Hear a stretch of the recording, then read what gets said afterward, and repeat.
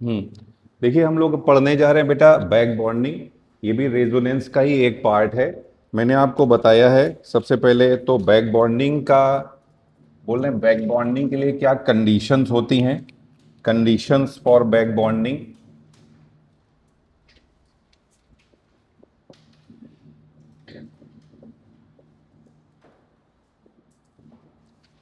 Back bonding के लिए क्या कंडीशन होनी चाहिए, तो ये बोल रहे हैं। देखो बेटा सबसे पहले तो एक ये ए एटम है और दूसरा ये बी एटम है। भैया एक के पास लोन पेयर या माइनस चार्ज होना चाहिए, दूसरे के पास वेकेंट ऑर्बिटल होना चाहिए।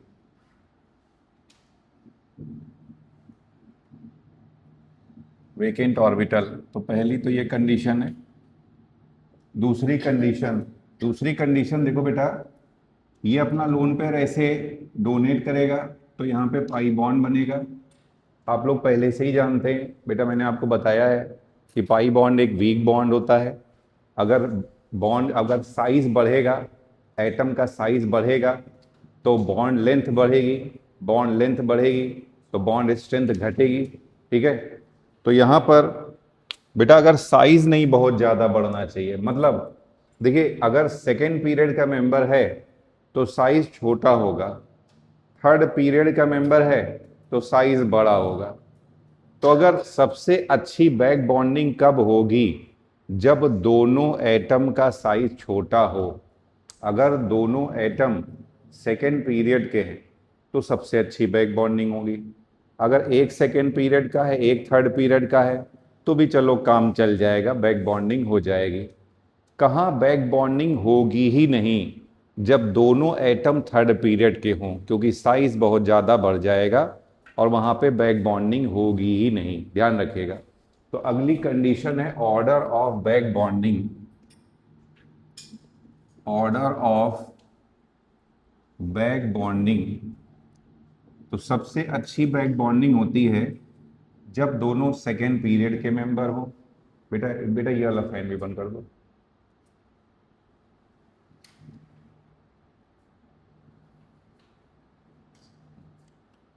देखिए यहाँ पे सबसे अच्छी बैक बॉन्डिंग कब होगी, जब दोनों सेकेंड पीरियड, यहाँ पी मतलब पीरियड है, टू पी के बीच में। उसके बाद कहाँ होगी, टू पी और थ्री पी के बीच में। कहाँ सबसे खराब या होगी ही नहीं, थ्री पी के बीच में बैक बॉन्डिंग होगी ही नहीं। समझ में आई बात आपको। अच्छा बैक बॉन्डिंग में देखो बेटा, एक इलेक्ट्रॉन डोनेट कर रहा है दूसरा रिसीव कर रहा है। मैंने आपको बताया है जो इलेक्ट्रॉन पेयर डोनेट करता है उसको हम लोग लेविस बेस कहते हैं, जो इलेक्ट्रॉन पेयर रिसीव करता है उसको लेविस एसिड कहते हैं। क्योंकि ये प्रोसेस एक ही मॉलिक्यूल के अंदर हो रहा है इसलिए इसको कहते हैं intra molecular Lewis acid base interaction. ध्यान रखिएगा, क्योंकि एक ही मॉलिक्यूल के अंदर हो रहा है इसीलिए बैक बॉन्डिंग का दूसरा नाम है intra molecular Lewis acid base interaction. ठीक है, तो यहां पे बेटा बैक बॉन्डिंग का ही दूसरा नाम है intra molecular Lewis acid Lewis base interaction. ध्यान रखिएगा, क्या फर्क पड़ेगा भाई बैक बॉन्डिंग से। क्या अब हम लोग ये देखने जा रहे हैं कि बैक बॉन्डिंग से क्या फर्क पड़ेगा या कौन कौन से पैरामीटर पे फर्क पड़ेगा। तो हम लोग देखने जा रहे हैं, तो effect of back bonding, effects of back bonding, किस किस चीज पर फर्क पड़ने वाला है बैक बॉन्डिंग का। तो सबसे पहले बेटा हम लोग देखने जा रहे हैं क्या बॉन्ड लेंथ पर कोई फर्क पड़ेगा।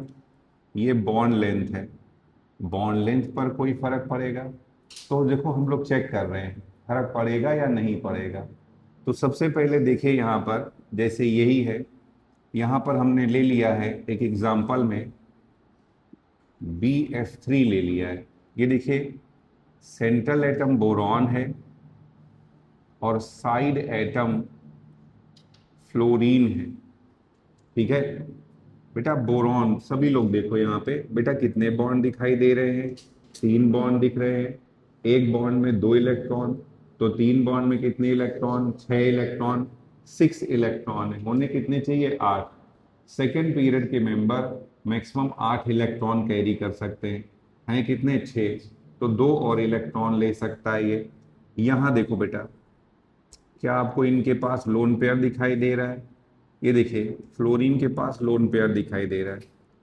तो बेटा पहले तो देखो यहाँ पे कैसे बैक बॉन्डिंग होगी, ये अपना लोन पेयर बोरॉन को डोनेट करेगा, ठीक है। देखो होता क्या है बेटा, पहले ये डोनेट करेगा, फिर इसका लोन पेयर वापस आ जाएगा, फिर ये लोन पेयर डोनेट करेगा, फिर इसका लोन पेयर वापस आ जाएगा, फिर ये लोन पेयर डोनेट करेगा, फिर इसका लोन पेयर वापस आ जाएगा। तो सभी फ्लोरीन के बीच में एक ये सिग्मा बॉन्ड तो बना ही रहेगा, और सबके बीच में एक एक बार पाई बॉन्ड आएगा, समझे, ध्यान रखिएगा। तो ओवरऑल यहाँ कितने सिग्मा हमेशा बने रहेंगे, 3 सिग्मा। पाई कितना बना रहेगा, 1 पाई। तो अब इसके बेसिस पे क्या बॉन्ड ऑर्डर निकाल सकते हैं, 1 + पाई/सिग्मा, बॉन्ड ऑर्डर कितना आ जाएगा, 1.33। बॉन्ड ऑर्डर बेटा क्या मैंने आपको बताया है, बॉन्ड ऑर्डर जितना ज्यादा होगा बॉन्ड स्ट्रेंथ भी उतनी ही ज्यादा होगी, और बॉन्ड लेंथ क्या होगी, कम होगी। बॉन्ड ऑर्डर बढ़ेगा, bond order directly proportional to bond strength, inversely proportional to bond length. Bond order बढ़ेगा तो बॉन्ड लेंथ घटेगी। तो इसका बॉन्ड ऑर्डर देखो 1 से ज्यादा आ रहा है कि 1 से कम आ रहा है, बोलो बेटा, 1 से ज्यादा आ रहा है कि 1 से ज्यादा आ रहा है। तो बॉन्ड ऑर्डर क्योंकि 1 से ज्यादा आ रहा है तो बॉन्ड लेंथ क्या होगी, 1 से कम होगी। तो सर ये तो पता चल गया, इसकी बॉन्ड लेंथ घट गई है, मगर एक ही मॉलिक्यूल की आपने चेक करी है ना। पहले तो देखो इसमें समझिएगा, तो इसमें सभी जगह ये जो बोरॉन और फ्लोरीन के बीच का बॉन्ड है, ये सिंगल बॉन्ड नहीं है, ये पार्शियल डबल बॉन्ड है, और इसका बॉन्ड ऑर्डर है 1.33, मतलब इसकी बॉन्ड लेंथ सिंगल बॉन्ड से कम होगी। कम से कम एक एग्जाम्पल तो और बताइए सर। तो हम लोग एक और एग्जाम्पल देखने जा रहे हैं, NSiS3 होल थ्राइस। चलो अब इसमें हम लोग चेक करते हैं। देखो बच्चों, सभी लोग देखिए,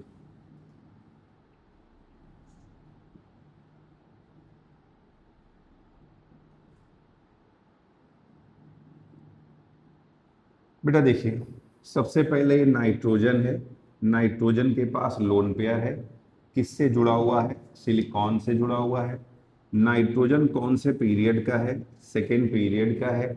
सिलिकॉन कौन से पीरियड का है, थर्ड पीरियड का है। और अभी मैंने बताया है सेकेंड पीरियड और थर्ड पीरियड के बीच में बैक बॉन्डिंग हो जाएगी, आराम से हो जाएगी, कोई दिक्कत नहीं होगी, समझे। तो देखो बेटा, यहाँ पर सिलिकॉन है, थर्ड पीरियड का मेंबर है। बेटा मैंने आपको बताया जो थर्ड पीरियड है, इनका वैलेंस शेल में कौन कौन सा ऑर्बिटल होता है, यहाँ पे 3s, 3p, 3d। यहाँ पे कितने इलेक्ट्रॉन रख सकता है, 2। इसमें कितने रख सकता है, 6। इसमें कितने रख सकता है, 10। तो ये लोग मैक्सिमम अपने वैलेंस शेल में कितने रख सकते हैं, 18। 18 इलेक्ट्रॉन रख सकते हैं। अभी देखो इसके पास हैं कितने, 2, 2 4, 2 6 और 2 8, 8 हैं। रख कितने सकता था, तो अभी 8 है, मतलब इसका डी ऑर्बिटल पूरा खाली है। ये देखिए डी ऑर्बिटल पूरा खाली है, समझे। तो ये लोन पेयर अब देखो क्या करेगा, एक बार ये लोन पेयर यहां जाएगा फिर वापस आएगा, फिर ये लोन पेयर यहां जाएगा फिर वापस आएगा, फिर ये लोन पेयर यहां जाएगा फिर वापस आएगा। यानी कि हमेशा नाइट्रोजन और सिलिकॉन के बीच में एक बार आपका पाई बॉन्ड बनेगा, समझे। तो सभी जगह पे पार्शियल डबल बॉन्ड आएगा। सिग्मा बॉन्ड गिन लो, सिग्मा बॉन्ड कितने दिख रहे हैं, 3। तो यहाँ पे भी क्या बॉन्ड ऑर्डर निकाल सकते हैं हम लोग, कितना। बेटा ध्यान रखना, हाइड्रोजन में कोई रेजोनेंस नहीं हो रहा है, तो हाइड्रोजन के सिग्मा बॉन्ड काउंट नहीं किए जाएंगे, समझे। यहाँ पे सिलिकॉन और नाइट्रोजन के ही बीच में रेजोनेंस हो रहा है, इसलिए सिलिकॉन और नाइट्रोजन के बीच के ही सिग्मा बॉन्ड और पाई बॉन्ड को काउंट किया जाएगा। तो यहाँ पर देखिए कितने सिग्मा दिखाई दे रहे हैं, 3 सिग्मा। लोन पेयर कितनी, आपका पाई बॉन्ड कितना दिख रहा है, 1। तो 1 + पाई/सिग्मा, पाई/सिग्मा।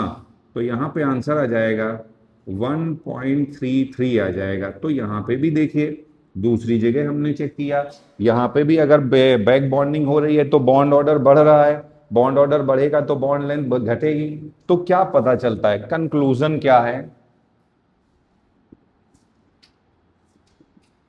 तो पहली बात जो पता चलती है कि due to back bonding bond order, बेटा अगर एसर्शन रीजन में आ जाए, पहले तो स्टेटमेंट बैक बॉन्डिंग अगर हो रही है तो बॉन्ड लेंथ बढ़ेगी या घटेगी? घटेगी। दूसरा एसर्शन रीजन में बैक बॉन्डिंग होती है तो बॉन्ड लेंथ क्या होती है? रिड्यूस होती है। रीजन, क्योंकि बॉन्ड ऑर्डर बढ़ता है, तो बैक बॉन्डिंग में बॉन्ड ऑर्डर बढ़ता है, देयरफॉर बॉन्ड लेंथ क्या होती है? रिड्यूस होती है। समझे? तो ये आपका, तो बैक बॉन्डिंग में बॉन्ड लेंथ, तो बेटा अगर एसर्शन रीजन में, अब देखिए एक एसर्शन रीजन दिया जा रहा है, ये एसर्शन है, तो due to back bonding bond length reduces. Reason कह रहे हैं due to back bonding bond order increases. बताइए, तो इसका क्या आंसर सही हो जाएगा? ए, एसर्शन रीजन दोनों करेक्ट हैं और एक दूसरे के करेक्ट एक्सप्लेनेशन है, तो इसका आंसर हो जाएगा ए, कि एसर्शन रीजन दोनों करेक्ट हैं और एक दूसरे के करेक्ट एक्सप्लेनेशन है। तो ये पहला इफेक्ट बता दिया मैंने कि बैक बॉन्डिंग के कारण बॉन्ड लेंथ क्या होगी, तो बॉन्ड लेंथ हमेशा रिड्यूस ही होगी। समझे? इंक्रीज नहीं हो सकती, कभी भी सेम भी नहीं रह सकती। क्वेश्चन पूछ लिया जाए, स्टेटमेंट, कितने स्टेटमेंट सही होंगे? बैक बॉन्डिंग के कारण बॉन्ड लेंथ रिड्यूस होती है, करेक्ट। बैक बॉन्डिंग के कारण बॉन्ड लेंथ इंक्रीज होती, बताना है correct statement.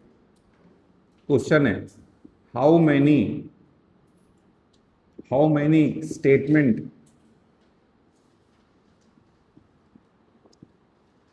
statements are correct? पहला, ड्यू टू बैक बॉन्डिंग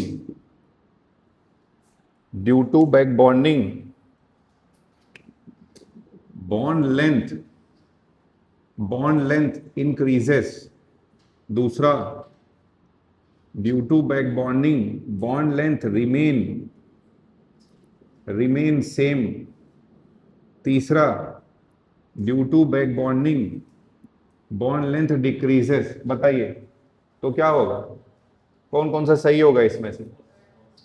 समझे? सेम नहीं बनी रहेगी, ये भी फॉल्स है, सेम नहीं रह सकती है, इंक्रीज नहीं हो सकती है, ये वाला क्या होगा? ये वाला करेक्ट होगा, रिड्यूस हो सकती है। समझे? बढ़ नहीं सकती है, सेम नहीं रह सकती है। ठीक है, नोट करिए जरा सा, फिर मैं दूसरा इफेक्ट बता रहा हूं आपको। देखो बेटा, तो बोल रहे हैं यहां पर effect of back bonding on hybridization पे क्या फर्क पड़ेगा। तो फिर से मैं दो एग्जांपल से आपको बता रहा हूं। ये देखिए, पहला मैं ले रहा हूं BF3, तो देखेंगे ये BF3 है। ये देखिए, मान लेते हैं 2 मिनट के लिए कि यहां पर बैक बॉन्डिंग नहीं हो रही है, तो इसका हाइब्रिडाइजेशन क्या होगा? तो हाइब्रिडाइजेशन विदाउट बैक बॉन्डिंग, तो बेटा मान लेते हैं यहां की बैक बॉन्डिंग नहीं हो रही है, तो भी तो यहां पे 3 सिग्मा बॉन्ड आएंगे, और यहां पे हाइब्रिडाइजेशन में 3 सिग्मा, तो हाइब्रिडाइजेशन हो जाएगा sp2। तो अगर बैक बॉन्डिंग नहीं हो रही है तो इसका हाइब्रिडाइजेशन sp2 आ गया। कह रहे हैं अगर जब बैक बॉन्डिंग हो रही है, ये देखिए भाई बैक बॉन्डिंग होती है तो फ्लोरीन अपना लोन पेयर इसको डोनेट करता है और कौन सा बॉन्ड बनाता है? पाई बॉन्ड बनाता है। अभी भी सिग्मा बॉन्ड क्या बने रहेंगे इसके पास? सिग्मा बॉन्ड तो 3 ही बने रहेंगे, तो अभी भी हाइब्रिडाइजेशन में क्या आ जाएगा? 3 सिग्मा, और 3 सिग्मा में हाइब्रिडाइजेशन क्या हो रहा है? सेम sp2 आ रहा है। तो इसमें जो BF3 हमने देखा है, तो BF3 वाली कंडीशन में चाहे बैक बॉन्डिंग हो चाहे बैक बॉन्डिंग ना हो, सेंट्रल एटम मतलब बोरॉन के हाइब्रिडाइजेशन, ये यहाँ सेंट्रल एटम है, बोरॉन के हाइब्रिडाइजेशन में कोई चेंज नहीं आ रहा है। कोई और भी एग्जांपल? बेटा देखो, फिर दूसरा एग्जांपल ले रहा हूं मैं SiS3 होल थ्राइस। यहां पे देखिए, यहां फिर से मैं 2 बार इसे काउंट करूंगा, ध्यान से सुनिए। पहले तो ये कंडीशन गलत है, बैक बॉन्डिंग होगी, हमेशा होगी, ये मैं सिर्फ आपको समझाने के लिए लिख रहा हूं। ऐसे ही यहां पे देखिए, सुनिए ध्यान से, यहां आप 2 बातें पता चलेगी। पहले तो इसमें देखिए, ये बोल रहे हैं, मान लिया यहां पे बैक बॉन्डिंग नहीं हो रही है, सुनिए, यहां पे बैक बॉन्डिंग नहीं हो रही है, बैक बॉन्डिंग नहीं हो रही है, एब्सेंट, ठीक। तो फिर इसके 3 सिग्मा और ये एक लोन पेयर काउंट किया जाएगा, तो यहां 3 सिग्मा 1 लोन पेयर आ जाएगा और हाइब्रिडाइजेशन हो जाएगा sp3। ये लीजिए, हाइब्रिडाइजेशन होगा sp3। बट एक्चुअल में ये गलत है बेटा, बैक बॉन्डिंग होगी इसमें, हमेशा होगी। जब बैक बॉन्डिंग हो रही है तब क्या होगा, देखो बेटा, जब बैक बॉन्डिंग हो रही है तब क्या होगा,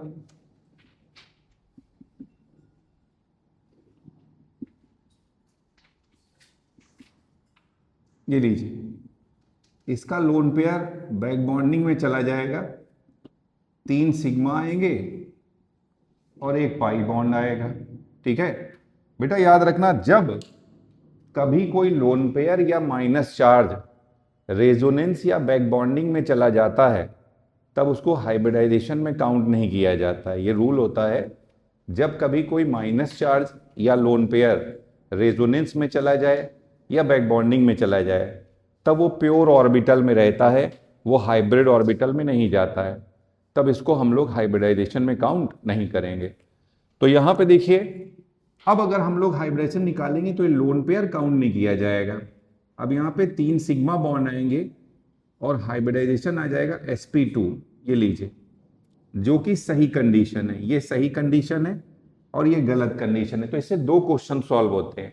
अगर पूछ लिया जाए NSiS3 होल थ्राइस का एक्चुअल हाइब्रिडेशन क्या होता है, sp2 होता है। यहां पूछा जाएगा BF3 का हाइब्रिडेशन क्या होता है, इसका भी sp2 होता है। समझे? एक चीज फिर पता चल रहा है कि बैक बॉन्डिंग के स्टेटमेंट, फिर से देखिए, बताना है, स्टेटमेंट है पहला, due to back bonding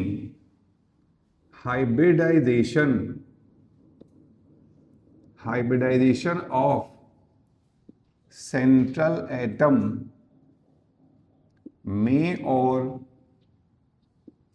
may not be change. बताइए, कह रहे इसका मतलब है कि बैक बॉन्डिंग के कारण हाइब्रिडाइजेशन चेंज भी हो सकता है और चेंज नहीं भी हो सकता है। बताइए, ये सही है या गलत है? सही है, समझे? तो ये ट्रू है, तो यहां आंसर आ जाएगा ये ट्रू है। चलिए, एक बात पता चल गई, सुनिए ध्यान से। दूसरा देखो, बोले और सर इससे क्या पता चल रहा है हमको? सुनो, यहां पे 3 सिग्मा बॉन्ड है, शेप रहेगा प्लेनर ट्रायंगुलर। यहां पे भी 3 सिग्मा बॉन्ड है, शेप रहेगा प्लेनर ट्रायंगुलर। यहां पे 3 सिग्मा एक लोन पेयर है, तो इसका बेटा 3 सिग्मा एक लोन पेयर में शेप आना चाहिए पिरामिडल, जो कि गलत बात है। इसका शेप पिरामिडल जो है नहीं आएगा, क्योंकि ये लोन पेयर चला जाएगा। जब ये बैक बॉन्डिंग में चला जाएगा तो इसको काउंट नहीं करेंगे। यहाँ पे 3 सिग्मा आएगा और 3 सिग्मा में इसका जो शेप होता है, इसका शेप आएगा प्लेनर ट्राइएंगुलर। इसका शेप आता है प्लेनर ट्राइएंगुलर। तो एक ये भी क्वेश्चन आ जाता है बेटा, बैक बॉन्डिंग के कारण शेप। अच्छा, एक चीज पहले देख लीजिए, एक ये स्टेटमेंट को पहले क्लियर करते हैं। सर यहां बैक बॉन्डिंग हो रही है तो कोई चेंज नहीं आ रहा है हाइब्रिडाइजेशन में, यहां बैक बॉन्डिंग हो रही है तो चेंज आ रहा है हाइब्रिडाइजेशन में, ऐसा क्यों हो रहा है? बताइए, ये तो गलत बात है। कभी चेंज आ रहा है, हमें कैसे पता चलेगा कि कब चेंज आएगा कब चेंज नहीं आएगा? बताइए, बोलिए, बताइए। हाँ देखो बेटा, बोल रहे हैं, यहां ध्यान से देखो, यहां डोनर एटम है, सेंट्रल एटम। तो जब central atom lone pair donate करेगा तो यहां पे चेंज आता है, समझे? चेंज आता है। यहां कौन डोनर है? Side atom. जब side atom lone pair donate करता है तब चेंज जो है नहीं है। तो एक और स्टेटमेंट पता चलता है, ये लीजिए एक और स्टेटमेंट है, when in back bonding central atom या lone pair of central atom involved then change in hybridization occurs। Lone pair central atom का इन्वॉल्व होता है तब हाइब्रिडाइजेशन में चेंज आएगा, समझे। और तीसरा when lone pair of side atom goes in back bonding then change in hybridization not occurs। बोलो सही है कि गलत है, बोलो भैया बोलो। तो यहां पे देखिए अभी बताया ना, यहां पे चेंज आ रहा है तो ये भी सही है, यहां पे चेंज आ रहा है तो ये भी सही है, दोनों के दोनों सही है। आई बस समझ में। तो चलिए आ जाइए नेक्स्ट, देखो दूसरा समझो जरा सा। और क्या है, शेप देखिए, यहां पे शेप में कोई चेंज नहीं आ रहा है, यहां पे शेप में चेंज आ रहा है। तो क्या बैक बॉन्डिंग के कारण शेप में चेंज आएगा या शेप में चेंज नहीं आएगा? तो बैक बॉन्डिंग के कारण शेप सेम भी रह सकता है और शेप में चेंज भी आ सकता है। तो अगला स्टेटमेंट नंबर 4, तो due to back bonding shape of molecule remain same or it can be changed। Same भी रह सकता है, चेंज भी। तो ये भी स्टेटमेंट क्या हो जाएगा, ट्रू हो जाएगा, समझे। कब सेम बना रहेगा, बोलो बेटा, जब loan pair donor side atom होगा। कब चेंज हो जाएगा, जब loan pair donor central atom होगा। तो चलो एक और स्टेटमेंट पता चल गया हमको अभी, व्हेन लोन पेयर डोनर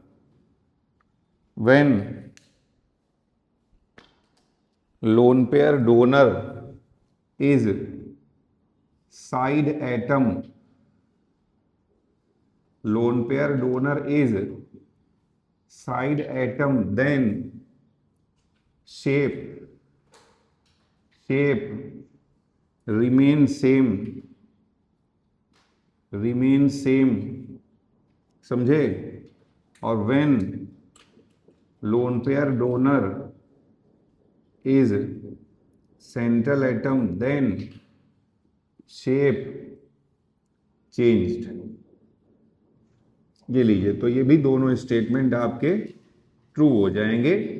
और ये हमको पता चल गया बैक बॉन्डिंग का दूसरा इफेक्ट, और तीसरा इफेक्ट भी मैं बता दिया है।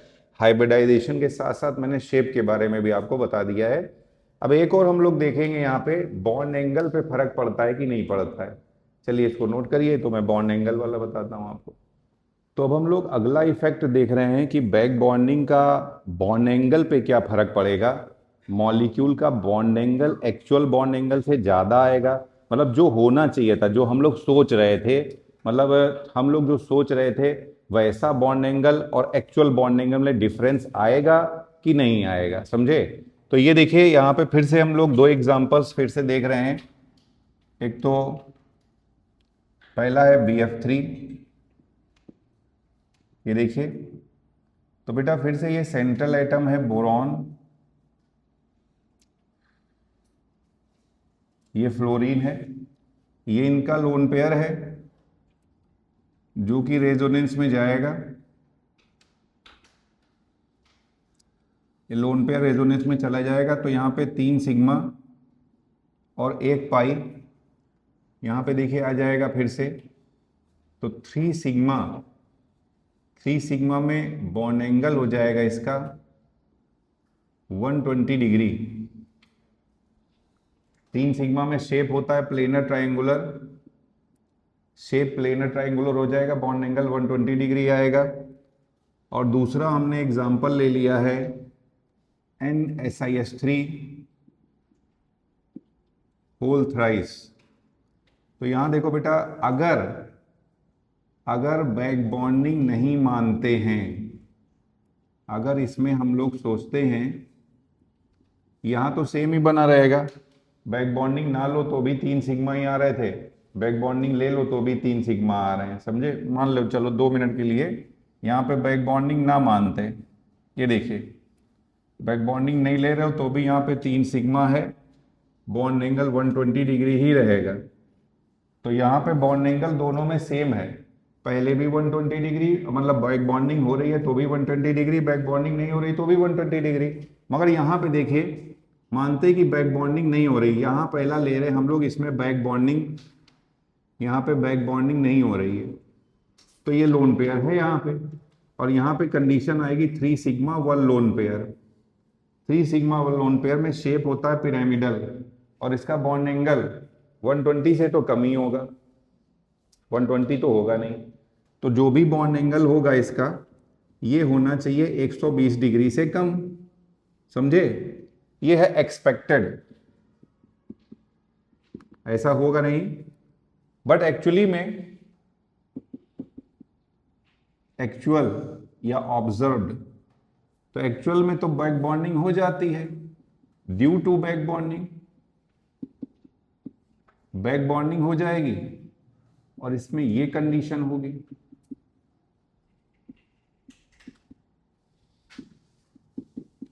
ये देखिए यहां पे लोन पेयर है, ये लोन पेयर जाएगा बैक बॉन्डिंग में, तो यहां पे सिर्फ 3 सिग्मा काउंट किए जाएंगे, तो यहां पे आ जाएगा 3 सिग्मा। 3 सिग्मा में शेप होता है प्लेनर ट्रायंगुलर, और बॉन्ड एंगल इसका एग्जैक्ट, मतलब इसका बॉन्ड एंगल जो है 120 डिग्री ही आ जाएगा, क्योंकि 3 सिग्मा। पहले हम लोग सोच रहे थे कि बॉन्ड एंगल कम होगा 120 से, और यहाँ पे बॉन्ड एंगल क्या है 120, तो यहाँ पे होना चाहिए था कम, मगर है क्या ज्यादा, रीजन है बैक बॉन्डिंग। यहाँ पे दोनों ओर से ही सेम आ रहा है, कुछ भी नहीं चेंज हो रहा है। तो कह रहे हैं अब एक और स्टेटमेंट पता चलता है, स्टेटमेंट, बैक बॉन्डिंग के कारण बॉन्ड एंगल सेम भी रह सकता है, बॉन्ड एंगल बढ़ भी सकता है, मगर कभी घटेगा नहीं, समझे। तो बैक बॉन्डिंग के कारण बॉन्ड एंगल सेम भी रह सकता है, बॉन्ड एंगल बढ़ भी सकता है, घटेगा नहीं। तो due to back bonding, due to back bonding bond angle can be remain same, back bonding के कारण बॉन्ड एंगल सेम भी रह सकता है, और bond angle increase, bond angle increase but never decrease. Back bonding में बॉन्ड एंगल सेम रह सकता है, बॉन्ड एंगल बढ़ सकता है, बॉन्ड एंगल घटेगा नहीं। आई बात सुनने। तो ये तीसरा इफेक्ट देख लिया हमने बैक बॉन्डिंग का, कि अब हमें पता चल गया कि बैक बॉन्डिंग से क्या क्या होगा, बैक बॉन्डिंग से बॉन्ड लेंथ पे क्या फर्क पड़ेगा, बॉन्ड स्ट्रेंथ पे क्या फर्क पड़ेगा। बॉन्ड स्ट्रेंथ बढ़ेगी ही बढ़ेगी हमेशा, क्योंकि बॉन्ड ऑर्डर बढ़ जाएगा, तो बॉन्ड लेंथ घट जाएगी, बॉन्ड एंगल सेम रह सकता है, बॉन्ड एंगल चेंज भी हो सकता है, अब हाइब्रिडाइजेशन सेम रह सकता है, हाइब्रिडाइजेशन चेंज भी हो सकता है। एक और क्वेश्चन है, ये देखिए एक और क्वेश्चन है, असर्शन रीजन में आ जाए या स्टेटमेंट में आ जाए। देखिए क्वेश्चन है कि PSiS3 होल थ्राइस इज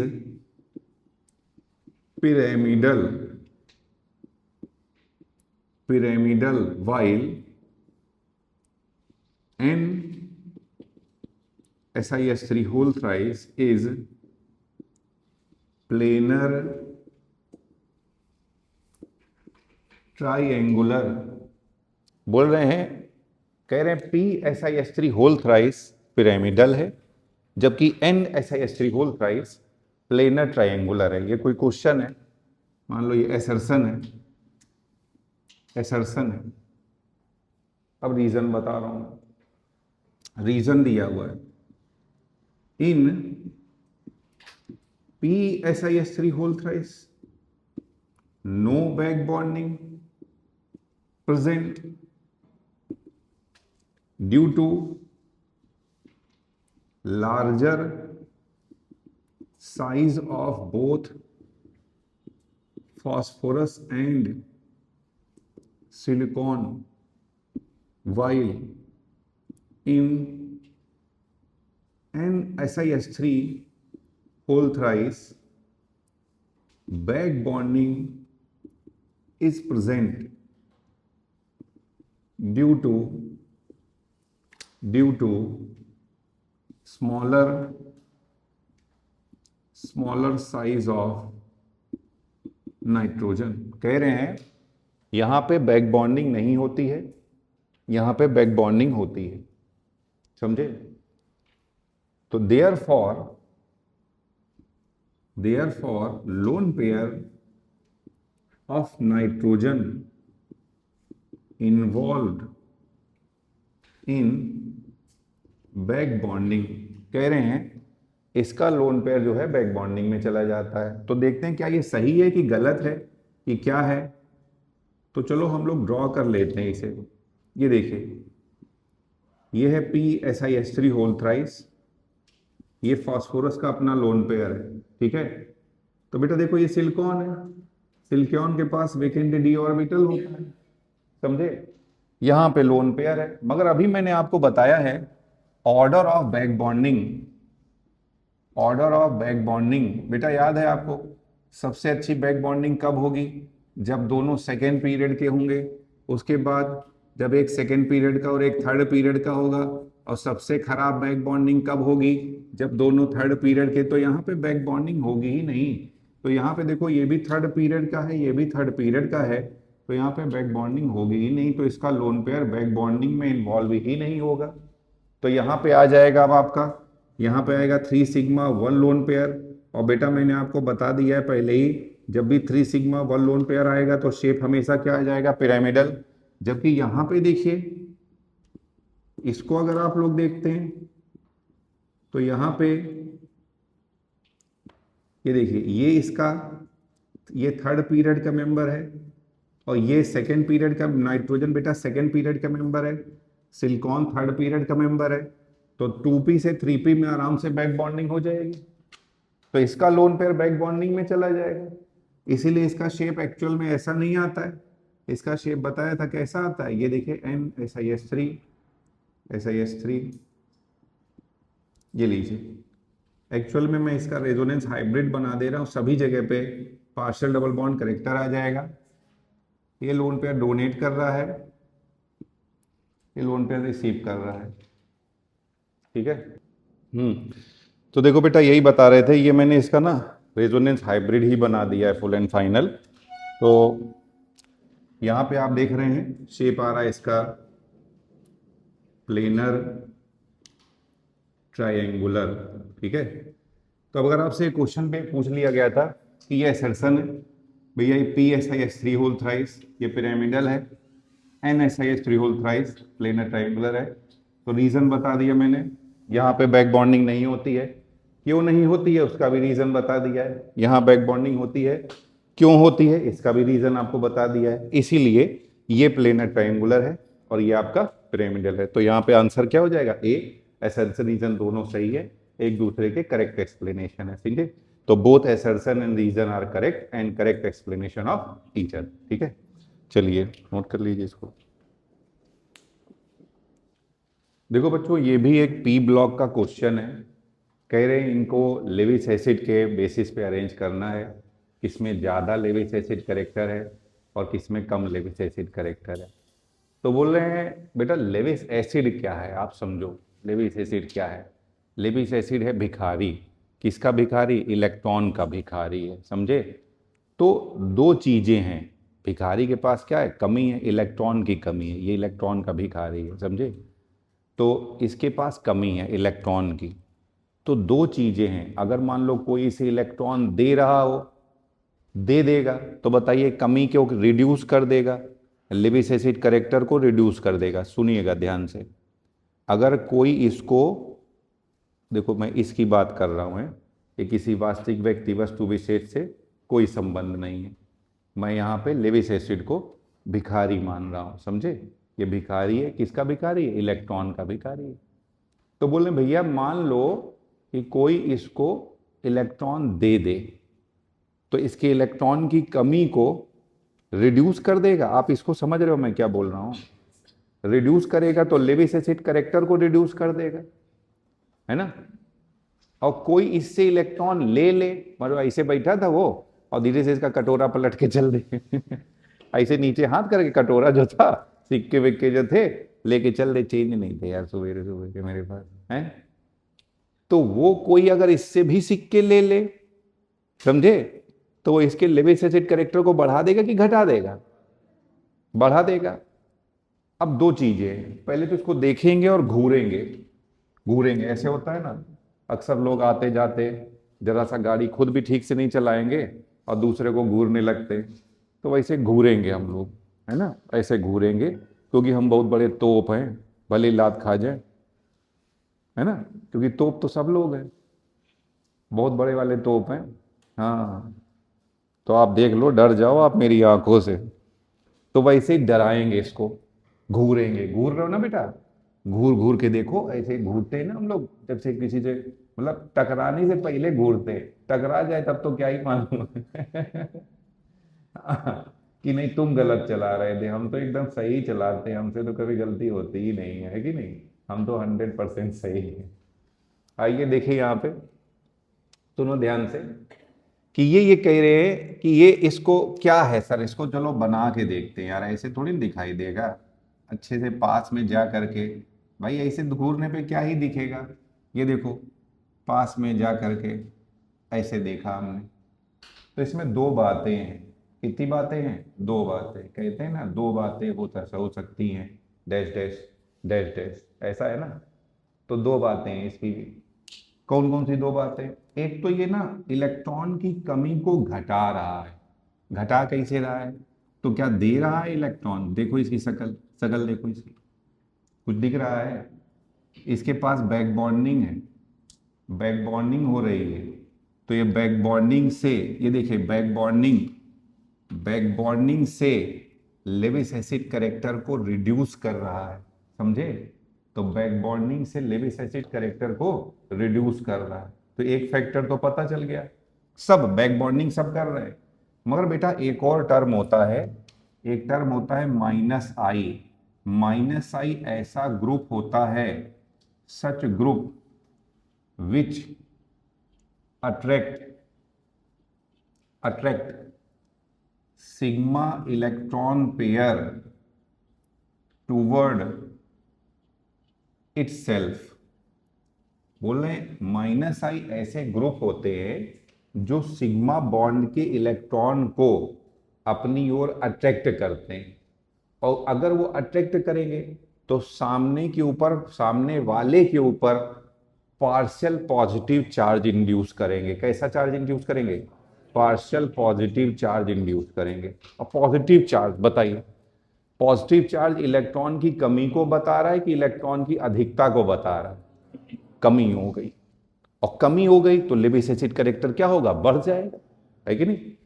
तो आइए देखिए यहां पर, तो क्या मैं लिख सकता हूं कि minus I directly proportional to Lewis acid character? दो बातें पता चल गई, देखो यहां पे, एक तो बैक बॉन्डिंग हो रहा है, वो Lewis acid, back bonding Levi's acid character को घटाएगा, और माइनस आई लेविस एसिड करेक्टर को बढ़ाएगा। आप लिख सकते हैं बेटा एक और समझने के लिए कि जो इलेक्ट्रोनेगेटिव एटम होते हैं ये माइनस आई की तरह से काम करते हैं, और ज्यादा डिटेल में मैं आपको बताऊंगा जीओसी में। यहां आई का मतलब है इंडक्टिव इफेक्ट, समझे? बस अभी आप सीधे समझ लीजिए, वो ग्रुप जो सिग्मा इलेक्ट्रॉन को अपनी ओर अट्रैक्ट करेगा। अगर ये सिग्मा इलेक्ट्रॉन को अपनी ओर अट्रैक्ट करेगा, देखो बेटा, अगर कोई अगर एटम माइनस आई है, अगर ये माइनस आई है तो ये बॉन्ड पेयर को अपनी ओर अट्रैक्ट करेगा, जिसके कारण इसके ऊपर पार्शियल निगेटिव चार्ज आएगा, तो यहाँ पे कैसा चार्ज आएगा? पार्शियल। तो सामने वाले के ऊपर पार्शियल पॉजिटिव चार्ज इंड्यूस करेगा। और अभी बता दिया बेटा माइनस आई जितना ज्यादा होगा उतना ज्यादा लेविस एसिड कैरेक्टर होगा। और बताया था इलेक्ट्रोनेगेटिविटी, बेटा ध्यान रखना electronegativity directly proportional to minus I. दूसरा आप जानते हैं in same group up to down electronegativity decreases. तो बेटा यहां इलेक्ट्रोनेगेटिविटी का order fluorine, chlorine, bromine, iodine, इसलिए माइनस आई का भी ऑर्डर क्या हो जाएगा, सेम ऑर्डर हो जाएगा बेटा, माइनस आई के लिए भी सेम ऑर्डर हो जाएगा। तो यहां दो चीजें हैं, समझो जरा सा, यहां दो चीजें हो रही हैं। ये फ्लोरीन बैक बॉन्डिंग भी कर रहा है, बैक बॉन्डिंग से लेविस एसिड कैरेक्टर को रिड्यूस कर रहा है। और ये जो फ्लोरीन है, ये फ्लोरीन माइनस आई भी लगा रहा है, माइनस आई से लेविस एसिड कैरेक्टर को बढ़ा रहा है। दो फैक्टर लग रहे हैं। बट अगर हमको ये पता चल जाए कि इसमें से कौन सा डोमिनेटिंग फैक्टर है और कौन सा लेस डोमिनेटिंग फैक्टर है, कौन सा कम अच्छा फैक्टर है, तो हम लोग एक को ले करके चलेंगे। भाई अगर आप दोनों को लेके चलो तो कंफ्यूज हो जाओगे। तो बेटा सुनो, इसके लिए रूल है कि ये देखो, ये देखेंगे ये सेंट्रल एटम, बोलो सेंट्रल एटम बेटा बोरॉन, बोलो बेटा बोरॉन किस पीरियड का मेंबर है, सेकेंड पीरियड का मेंबर है। सेकेंड पीरियड में साइज छोटा होता है, और साइज जितना छोटा होगा बैक बॉन्डिंग उतनी ही अच्छी होगी, ऐसे ध्यान रखिएगा। सेकेंड पीरियड में साइज छोटा होता है, साइज छोटा होगा तो बैक बॉन्डिंग अच्छी होगी, बैक बॉन्डिंग अच्छी होगी तो लेविस एसिड कैरेक्टर, एक चीज तो लेविस एसिड कैरेक्टर घटेगा, तो एक चीज तो कंफर्म हो गई कि अगर सेंट्रल एटम सेकेंड पीरियड का है तो डोमिनेंस देंगे बैक बॉन्डिंग को। लो रूल पता चल गया। तो इससे ये रूल मैंने आपको बता दिया, आप टेंशन नहीं लेनी दोबारा। तो यहां पे ये रूल लगेगा कि if central atom belongs to second period, अगर सेंट्रल एटम सेकेंड पीरियड का मेंबर है तो वहां पे back bonding more dominating with respect to minus I, back bonding ज्यादा डोमिनेटिंग होगा माइनस आई के रेस्पेक्ट में, ध्यान रखिएगा। अगर सेंट्रल एटम सेकेंड पीरियड का मेंबर है तो बैक बॉन्डिंग ज्यादा डोमिनेटिंग है with respect to minus I, ध्यान रखिएगा। तो अब यहां पे बैक बॉन्ड, और अभी क्या बताया बेटा, बैक बॉन्डिंग जितनी ज्यादा होगी लेविस एसिड कैरेक्टर उतना ही कम होगा। इधर एक मिनट देखो बेटा, इधर देखो, प्लस क्या अभी ये भी बताया है बेटा बैक बॉन्डिंग घटती जाती है जैसे जैसे साइज बढ़ता जाता है, जैसे जैसे साइज बढ़ेगा बैक बॉन्डिंग घटती जाएगी। तो देखो बेटा इसका साइज सबसे छोटा है, बैक बॉन्डिंग सबसे ज्यादा करेगा। जैसे जैसे आप आगे बढ़ रहे हो बेटा, देखिए फ्लोरीन, क्लोरीन, ब्रोमीन, आयोडीन एक ही ग्रुप में ऊपर से नीचे जाने पे साइज बढ़ता जाएगा, साइज बढ़ता जाएगा तो बैक बॉन्डिंग घटती जाएगी, बैक बॉन्डिंग घटती जाएगी तो लेविस एसिड कैरेक्टर बढ़ता जाएगा। मैं फिर से बता रहा हूं, ध्यान से सुन लो। सब लोग पहुंच गए किनारे कि रह गए आधे रास्ते पे? बताओ कितने लोग रह गए, बता दो, मैं तो बताऊंगा। अब तो वीडियो भी है यार, आराम से घुमा के देख सकते हो, और मैं बता देता हूँ एक बार। बताइए कितने लोग रह गए बीच में? अच्छा कितने पहुंच गए? हाथ उठाओ, पहुंच गए किनारे तक? चलो ठीक है, समझ गए। देखो एक बार मैं फिर से इतना बता दे रहा हूं।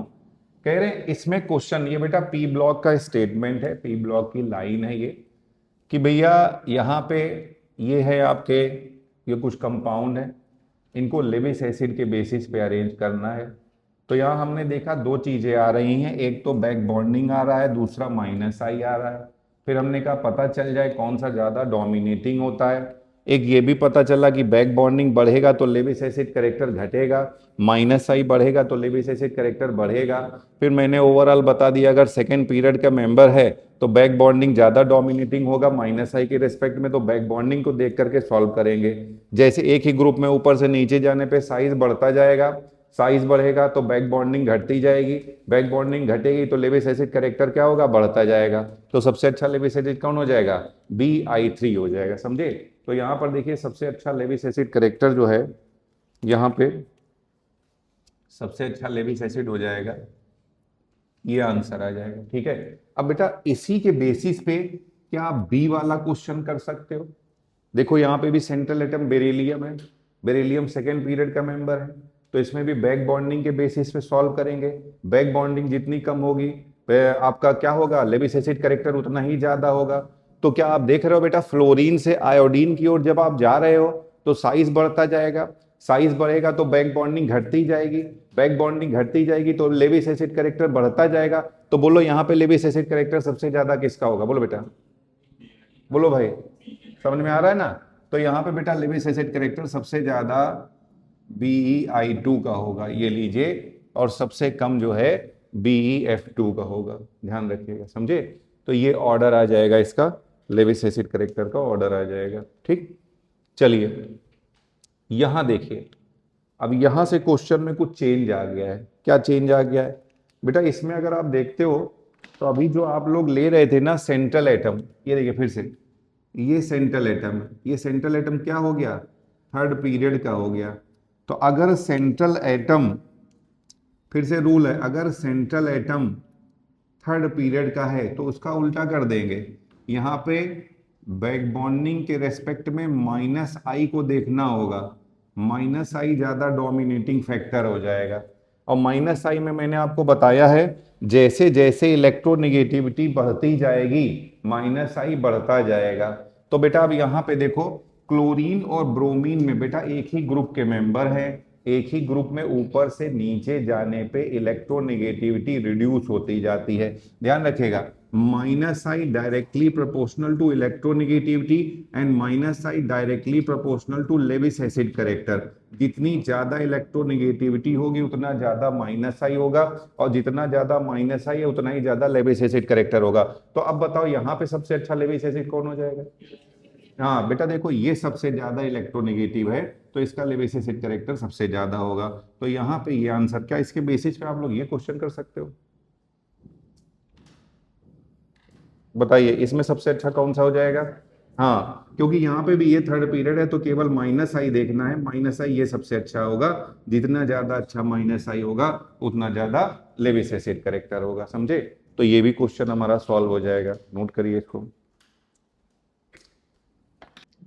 बेटा देखिए, हम लोग कार्बीन के बारे में पढ़ने जा रहे हैं। कार्बीन क्या होता है, ये कार्बीन दोनों जगह पढ़ सकते हैं, यहाँ भी पढ़ सकते हैं, GOC में भी पढ़ सकते हैं, यहाँ पे ही मैं पढ़ा रहा हूँ आपको। तो एक टर्म है कार्बीन, तो बेटा ये एक इलेक्ट्रोफाइल की तरह से काम करता है, इलेक्ट्रोफाइल है, लेविस एसिड है, ये इलेक्ट्रॉन डेफिशिएंट है, electron deficient, electron deficient carbon है ये। सुनिए ध्यान से, ये जो कार्बीन होता है ये दो कैटेगरी का होता है, एक तो सिंगलेट, सिंगलेट, और दूसरा triplet, triplet carbene. Singlet carbene और ट्रिपलेट कार्बीन में क्या डिफरेंस होता है बेटा, देखो ये जो सिंगलेट कार्बीन होता है इसमें ये दोनों इलेक्ट्रॉन एक ही ऑर्बिटल में पाए जाते हैं, ये देखिए। और जो ट्रिपलेट कार्बीन होता है इसमें कार्बन के बचे हुए दो इलेक्ट्रॉन अलग अलग ऑर्बिटल में पाए जाते हैं।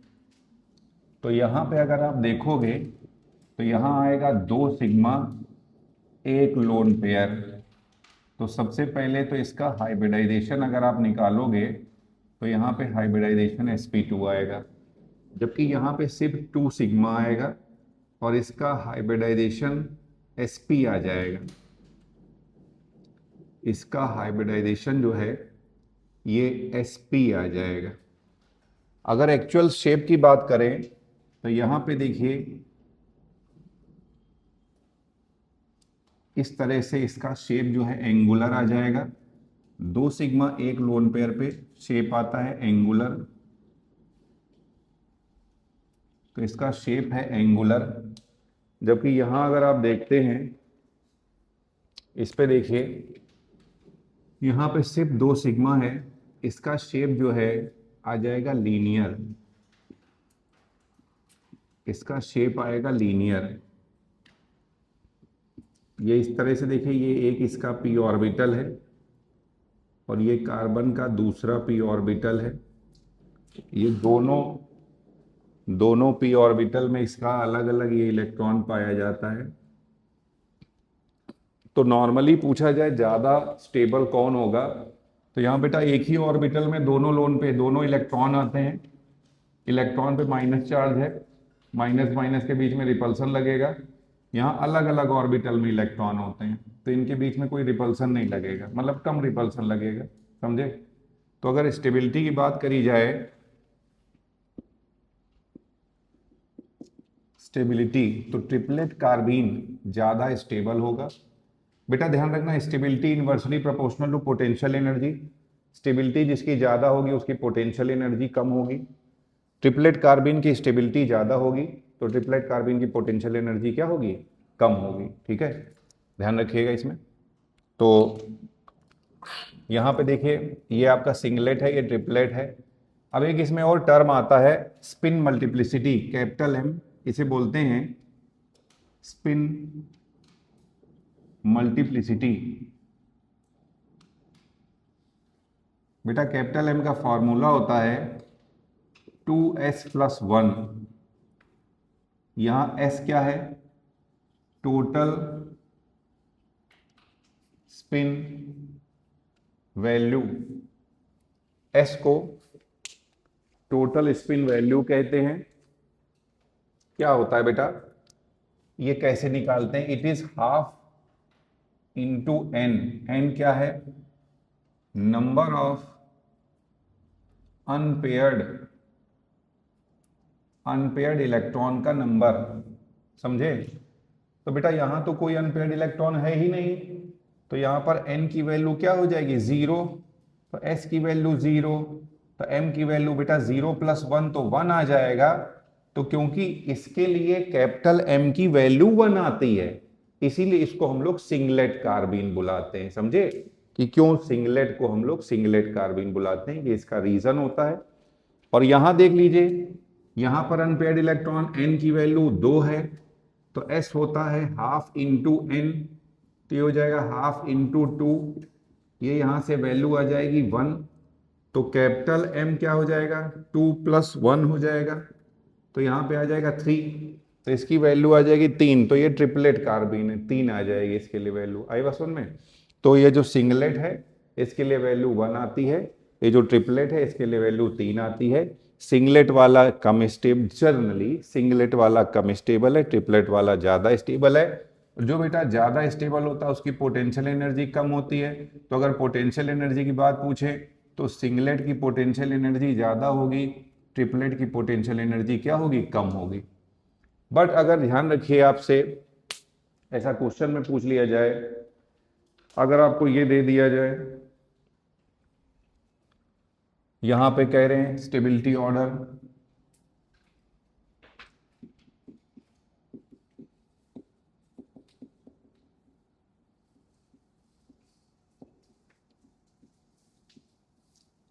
स्टेबिलिटी ऑर्डर पूछ रहे हैं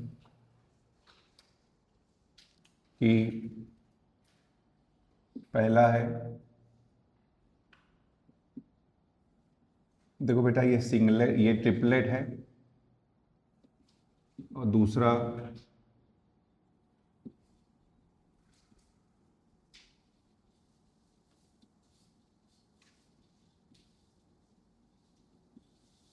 ये देखिए ये सिंगलेट है, और तीसरा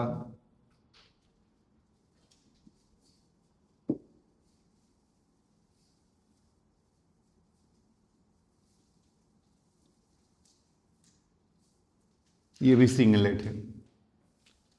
क्वेश्चन पूछा जा रहा है स्टेबिलिटी ऑर्डर बताइए, कौन सा ज़्यादा स्टेबल होगा और कौन सा कम स्टेबल होगा। बेटा देखो, अगर आप कार्बीन की बात कर रहे हो, इन सभी कार्बीन में मालूम क्या कमी है, इसमें जरा काउंटिंग करो आप। बेटा 2 इलेक्ट्रॉन यहाँ पे, देखो 2 इलेक्ट्रॉन यहाँ, 2 इलेक्ट्रॉन यहाँ, 2 इलेक्ट्रॉन यहाँ, तो इसके पास इलेक्ट्रॉन कितने हैं, 6 इलेक्ट्रॉन है। यहां पे काउंट कर लीजिए, 2 2 4 और 2 6, इन सभी के पास इलेक्ट्रॉन कितने, 6। होने कितने चाहिए? 8। तो मैंने आपसे क्या कहा, अगर एटम को 8 इलेक्ट्रॉन मिल जाएं तो इसे बोलते हैं ऑक्टेट कंप्लीशन। ऑक्टेट कंप्लीशन में एटम बहुत ज़्यादा स्टेबल हो जाएगा, जैसे आपको एम्स दिल्ली मिल जाए, इतना ज़्यादा स्टेबल हो जाएगा, समझे? तो अब सुनो बेटा, पहले तो ये ए है, ये बी है। अभी बताया बेटा, ये ट्रिपलेट है और ये सिंगलेट है। बताओ ट्रिपलेट और सिंगलेट में ज़्यादा स्टेबल कौन होता है? बोलो बेटा, ट्रिपलेट ज़्यादा स्टेबल होता है। बट चाहे ट्रिपलेट हो चाहे सिंगलेट हो, देखो अब एक बच्चा है जो नीट की तैयारी कर रहा है, उसके टेस्ट में अच्छे नंबर आ रहे हैं। दूसरा बच्चा भी नीट की तैयारी कर रहा है, उसके टेस्ट में अच्छे नंबर नहीं आ रहे हैं। तो ज़्यादा स्टेबिलिटी किसकी है? बोलो, जिसके टेस्ट में अच्छे नंबर आ रहे हैं। मगर अब एक बच्चा टेस्ट की तैयारी कर रहा है, उसके टेस्ट में अच्छे नंबर आ रहे हैं, मगर दूसरा ऑलरेडी एम्स में सेलेक्टेड है। अब बताइए ज़्यादा अच्छा कौन है? जो एम्स में सेलेक्टेड है। अभी नंबर की तो बात खत्म हो गई ना भैया, वो तो एम्स में सेलेक्ट हो गया है। और एम्स में सेलेक्ट मतलब 8 इलेक्ट्रॉन। 8 इलेक्ट्रॉन तो तभी होंगे जब कोई डोनेट करेगा। तो जरा यहां देखो, इसकी शक्ल देखो, ये देखिए, दिख रहा है घूरो? तो यहां बेटा क्लोरीन है, और क्लोरीन के पास, थोड़ा मैं दूर बना देता हूं और अच्छा आपको दिखाई देगा, ये देखिए क्लोरीन के पास खूब धरे हुए हैं, जेब में भरे हुए हैं लोन पेयर। जैसे नहीं बचपन में कभी कभी जेब में मूंगफली भर लेते हैं हम लोग, पीनट भर लेते हैं, या जो भी हाथ में मिला, चॉकलेट मिली, टॉफी मिली, भर लेते थे, आराम से खेलने के लिए चल देते थे। पढ़ाई की कोई चिंता नहीं, दुनिया की कोई चिंता नहीं, है कि नहीं? अभी तो चिंता ही चिंता। क्यों भैया? ऊपर से पहले तो क्लास आओ, फिर टेस्ट दो, फिर टेस्ट के बाद की चिंता, उसके बाद वाले टेस्ट की चिंता, है ना भैया? और जब सारी चिंता खत्म तो नीट की चिंता, है कि नहीं? फॉर्म कब आ रहा है? तो देखो बेटा, और एक सोचो वो दिन था, एक वो समय होता था जब होश में ही नहीं रहते थे, बैग पटक के बाहर चल देते थे। याद आया? कोई टेंशन ही नहीं रहती थी। याद ही नहीं है उस समय क्या किया हम लोगों ने, कभी याद तक नहीं है उस समय का। बताइए, याद है जब क्लास 1 में थे, किसी चीज की चिंता करते थे? एलकेजी में तो वो भी चिंता नहीं करते थे, मालूम ही नहीं, याद भी नहीं हमें एलकेजी का। बताइए, सोचिए, तो चिंता क्या ही होगी। और जब से याद है तब से चिंता होने लगी थी, ये समझ लो। जब का याद है ना, समझ लो वहां से चिंता शुरू हो गई होगी। आओ देखो, तो बेटा देखो, घूरो इसे, इसको घूरो, इसके जेब में खूब लोन पेयर ठूसे हुए हैं, दिख रहा है ना? और इस कार्बन के पास कितने इलेक्ट्रॉन है? 6। होने कितने चाहिए? 8। तो इसके पास खाली ऑर्बिटल है, वेकेंट ऑर्बिटल है। अभी मैंने आपको बताया, एक के पास देने के लिए लोन पेयर हो, दूसरे के पास वेकेंट ऑर्बिटल हो, तो वहां पे क्या हो जाती है? बैक बॉन्डिंग हो जाएगी। तो ये कार्बन के खाली ऑर्बिटल में अपना लोन पेयर डोनेट कर देगा, तो यहाँ पे बैक बॉन्डिंग हो जाएगी। बैक बॉन्डिंग के कारण स्टेबिलिटी को बढ़ा देगा। तो अभी सिंगलेट ट्रिपलेट बाल छोड़ो, इसके इलेक्ट्रॉन कितने हो गए? 8। मतलब बच्चा सेलेक्ट हो गया है, छोड़ो, अब इसकी बात मत करो, समझे? तो सबसे अच्छा कौन हो जाएगा? सी। सी के बाद बोलो बेटा कौन सा होगा? सी के बाद हो जाएगा ए, और ए के बाद क्या होगा? बी। ये लीजिए, तो ये आंसर आ जाएगा। समझ में आया आपके? चलिए नोट कर लीजिए इसको एक बार। तो देखो बेटा, इधर देखिए, ये क्वेश्चन है, कहाँ पे बैक बॉन्डिंग की स्ट्रेंथ सबसे ज़्यादा होगी, या सबसे ज़्यादा मैक्सिमम बैक बॉन्डिंग हो रही है? तो एक काम करते हैं, बॉन्ड ऑर्डर निकाल लेते हैं हम लोग। बॉन्ड ऑर्डर जितना ज़्यादा होगा, बैक बॉन्डिंग उतनी ही ज़्यादा है, बॉन्ड स्ट्रेंथ भी उतनी ज़्यादा होगी, समझे? तो बॉन्ड ऑर्डर निकालने के लिए कम से कम हमें समझ में तो आए लिखा क्या है, हैं? तब तो हम कुछ बना पाएंगे। कभी कभी तो समझे में नहीं आता लिखा क्या है, हैं? अरे बता दो, हम भी पढ़े हैं, हम जानते हैं। कभी कभी जब देखो क्वेश्चन ना, तो समझ में ही नहीं आता क्या लिखा है। हमें मालूम है कब कब नहीं समझ में आता है, ये समझ लीजिए, ऐसा नहीं है। तो चलो देखते हैं, अब इसे समझ में तो आए क्या लिखा है, हैं? क्या लिख दिए हो, हमें यही नहीं समझ में आ रहा है। क्वेश्चन की तो बात की बात है, एक बात बताओ, सही सही लग रहा कि नहीं? आत्मा से बताओ, लग रहा ना कि ये कुछ बुद्धि में उतरे नहीं रहा, ये क्वेश्चन कहाँ से सॉल्व करें हम? ऐसा होता है ना कभी कभी। बताओ कितने लोग हैं एकदम बुद्धि में उतर नहीं रहा है, और कितने लोग कर रहे हैं? सच सच बता दे यार, आपस की बात है, ऐसे थोड़ी कोई, वो हम तो बताएंगे ही, है नहीं? कहो आ रहा है कुछ बुद्धिमान, कैसे करेंगे?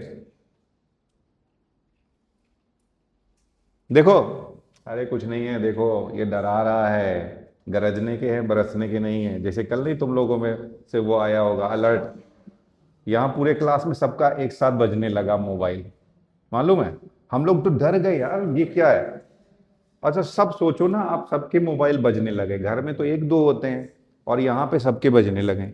तो अच्छा, वो बच्चे तो सोचे बाहर का फायर वाला अलार्म बजने लगा है क्या। तो फिर देखा नहीं, ये तो मोबाइल में ट्रायंगल बन के आ रहा है मेरे।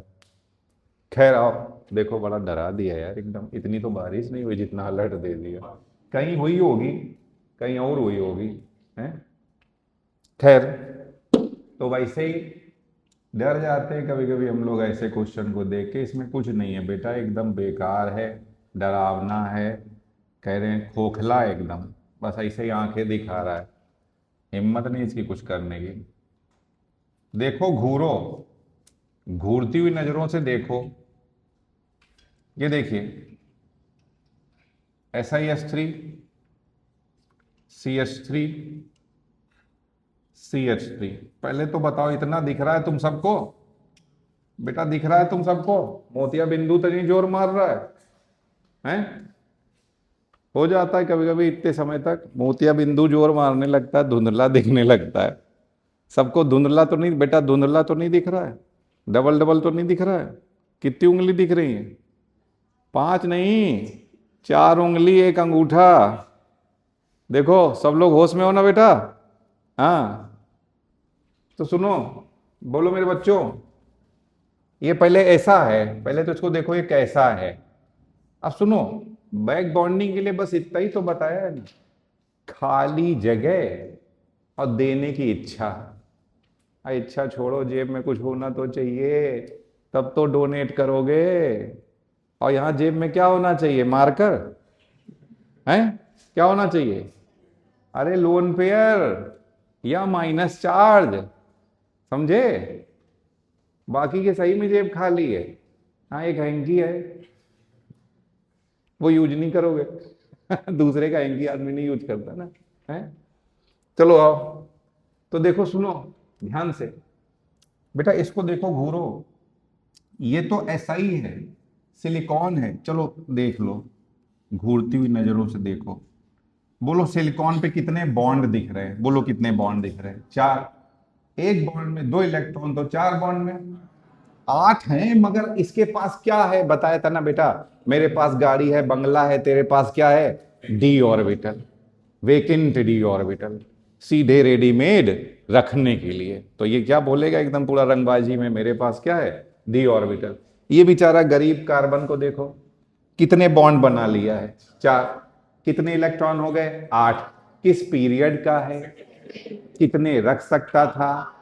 पूरे भर लिए, और तो भर नहीं सकता है, तो खेल खत्म। तो लो, इधर कुछ नहीं होगा, इधर कोई बैक बॉन्डिंग नहीं होगी, इधर कोई बैक बॉन्डिंग नहीं होगी, जो भी बैक बॉन्डिंग होगी यही होगी। तो यहीं पे बैक बॉन्डिंग या रेजोनेंस होगा, यानी कि यहाँ एक सिग्मा 8 पाई आएगा। तो इसका अगर बॉन्ड ऑर्डर निकालोगे 1+1/1 आ जाएगा, यानी कि मैं सीधे लिख सकता हूं 2। तो बॉन्ड ऑर्डर कितना आ गया? 2। दूसरा सर चेक करो, दूसरा वाला अगर आप चेक करोगे, देखो यहाँ पे ये CH3 है, मगर ये SiS3 है, ये नाइट्रोजन है, ये SiS3 है। देखो यहाँ 2 भूखे बैठे हैं ना, इसके पास भी डी ऑर्बिटल है और इसके पास भी डी ऑर्बिटल है, समझ में आया? तो इसका लोन पेयर यहां भी रेजोनेंस में जाएगा और यहां भी रेजोनेंस में जाएगा। तो ये सिग्मा ये पाई, बॉन्ड ऑर्डर निकालेंगे सब, कितना आ जाएगा? 1+π/σ कितना आ रहा है? 1.5। बॉन्ड ऑर्डर जितना ज्यादा होगा, बॉन्ड स्ट्रेंथ उतनी ही ज्यादा होगी, बैक बॉन्डिंग भी उतनी ज्यादा। सर तीसरा कुछ कुछ टिमटिमाया, देखो बेटा तीसरे का भी तो स्ट्रक्चर ऐसा ही है, बहुत देर से तो मैं ये आपको बता ही रहा हूं, 2-3 बार आज मैंने ये बताया है। अरे पहचान में आया? पहचान में आया? बगल वाले कन्हैया है, होता है ना, ये हमारे गांव के कन्हैया है, समझो। तो देखिए यहाँ पे ऐसा होता है ना, कभी कभी मम्मी बोलती है देखो बेटा ये हमारे गांव के, याद है ये वो चाचा थे पेड़ा लाते थे, ऐसा कभी कभी होता, पहचान में आ नहीं रहे मगर हम लोग कहते चलो लाए हो पेड़ा तो अच्छे, अच्छी चीजें ला ही रहे हो ना, अच्छा है, हम तो पहचानते हैं ना, चॉकलेट दे के जाते थे, है कि नहीं, वही वाले अंकल है, आइए। तो बेटा देखो, आओ, ध्यान दे रहे हो बेटा, अंकल पे नहीं इस पे ध्यान दे रहे हो, अंकल भी नहीं याद आ गई है, वो चॉकलेट लेके आए थे, आजकल आ नहीं रहे, हमें चॉकलेट नहीं मिल रही है। तो चलिए आइए, एक आधे लोग होते हैं ना पैसे भी दे देते हैं कभी कभी, तो हम लोग तो सोचते हैं भगवान बार बार आओ, तुम बार बार आना, हर हफ्ते आओ, है ना, और हमें जरूर देखे जाओ। क्यों भैया, ऐसा होता था कि नहीं होता था? ऐसे ही तो पैसे मिलते थे। लड़कियों को तो बहुत मिल जाते हैं, रक्षाबंधन होता है और एक दो कार्यक्रम होते हैं, हम लड़कों को तो ऐसा ही है ना बेटा, बर्थडे में थोड़ा कलेक्शन हो गया तो हो गया, अगर लोग अच्छे आ गए, है ना, फेस्टिवल में थोड़ा बहुत मांग मूंग लिया, थोड़ा बहुत दीपावली में, दशहरे में, है ना, वो भी ले दे करके, भगवान का नाम ले करके। तो चलो आओ बेटा, देखो सुनो, सुनो, इसको देखो, ये यहां भी लोन पेयर डोनेट करेगा, यहां भी लोन पेयर डोनेट करेगा, यहां भी लोन पेयर डोनेट करेगा। आपकी गिनती करो तो सर तीनों सिग्मा और ये पाई, तो यहाँ पे बॉन्ड ऑर्डर आ जाएगा, bond order equal to 1 plus pi by sigma, answer कितना आ जाएगा? 1.33 आ जाएगा। आ रहा है बुद्धि में, समझे? बस बॉन्ड ऑर्डर जिसका ज्यादा, रंगबाजी उसकी ज्यादा, खत्म बात। तो बोल रहे कौन कितना रंगबाज है, बोलो तो सबसे ज्यादा रंगबाज कौन है यहाँ पे? ए वाला बॉन्ड ऑर्डर देखो, धीरे से दो, जितना आ रहा था चॉकलेट का डब्बा उठा लेगा कमीना कहीं का, समझ में आया? सीधे लेके ही भाग गया, जैसे आए नहीं दिए, बेटा ले घर पे जाना, बेटा बाहर ही चला गया लेकर के, क्यों हम किसी को देंगे, खुद खा लेंगे, डब्बा लिए जाएंगे बाद में, ले धर ले डब्बा अब तो, है कि नहीं? तो डब्बा जैसे ही वो दिए, लेकर के आए डब्बा, हाथ में थमा क्या दिए, वो उतर के नीचे चला गया। अब आऊंगा तब जब डब्बा खत्म हो जाएगा, सबके सामने, इनके सामने तो बुलाओगे नहीं ना, बेटा डब्बा कहाँ है, ऐसा तो नहीं कोई बोलेगा, क्यों भैया, मेहमान के सामने। तो डब्बा लेके उतर गया ये नीचे, यही था चालाक, समझे? जबकि इसमें देखो वो डब्बा दो लोगों में बट गया, इसमें डब्बा कितने में बट गया? 3। तो सबसे ज्यादा चॉकलेट किसने खाई? पहले वाले ने, समझे? यही पूछ रहा है, तो आंसर क्या हो जाएगा? ए। अब सुनो बेटा, रोटेशनल बैरियर क्या होता है? अरे वही बेटा जो थोड़ी देर पढ़ने के बाद तुम्हारी बुद्धि में बैरियर पड़ते जाते हैं ना, वही होता है रोटेशनल बैरियर। होता नहीं हो, खासतौर से देखना 12 बजने के बाद, अरे कब छोड़ोगे, अभी केमिस्ट्री नहीं छोड़े हो, क्या सोच के आए हो, आज क्या करने वाले हो, ऐसा मन में, मतलब ऐसा मन में विचार आते हैं ना, हम लोग ऐसा सोचते तो नहीं ना सर, मगर ऐसा कभी कभी विचार आने लगते, क्या मतलब सोच रहे हो, अभी छोड़े नहीं हो क्लास है, तो मतलब अभी और पढ़ाना है क्या, मार दोगे आज हमको, पक्का कसम खा के आए हो लगता है। ऐसा होता है ना जीवन में। तो बेटा देखो यहाँ पे, देखो घूरो, सुनो ध्यान से। तो बैरियर, बैरियर की बात चल रही थी जिंदगी में, है ना, तो बैरियर कई प्रकार के होते हैं। जैसे बहुत बेटा, एक बैरियर होता है सुबह जब उठते हो, सो के उठने के समय एक बैरियर क्रिएट होता है, वो बोलता है सो जा बेटा, सो जा, है ना। दूसरा, उठ जा कमीने कुत्ते, ऐसा होता है ना बेटा, मन में दो इंसान होते हैं ना, दो लोग आवाज लगाते हैं, एक कहता है सो जा बेटा, थोड़ी देर सो लो, अभी तो बहुत टाइम बाकी है ना, भले टाइम हो रहा है अभी तो, अभी बस उठ रहे हैं, 2 मिनट में उठ रहे हैं, अलार्म देख रहे हो कितना, 6 बजे, 6:05, 6:10, 6:15, है ना। उसके बाद भी बच्चा 8:30 बजे आ रहा हूं सारा, है कि नहीं? ऐसा होता है। तो बेटा एक ये भी बैरियर होता है जो हम लोग के सुबह सुबह क्रिएट होता है। फिर उसके बाद क्लास जब चल रही होती है तो कभी कभी एक एक आधा तो क्लास सन्नाटे में ही बीत जाती है। ऐसा भी होता है ना जीवन में कि आए अपना सुन एकदम, टीचर, है ना, टीचर बता ही रहा है, समझ रहे हो ना, और पूरा जो है एक क्लास के बाद लंच का टाइम हो गया है चलो हम खाना खा के आते हैं। और फिर कभी कभी तो ऐसा भी होता है कि खाना खा के आओ तब दिमाग घूम जाता है, आधा घंटा टीचर पढ़ा रहा है, हम बगल वाला कह रहा है उठो, तो ना मेरे बगल में, हम भी फंस जाएंगे तुम्हारे साथ साथ।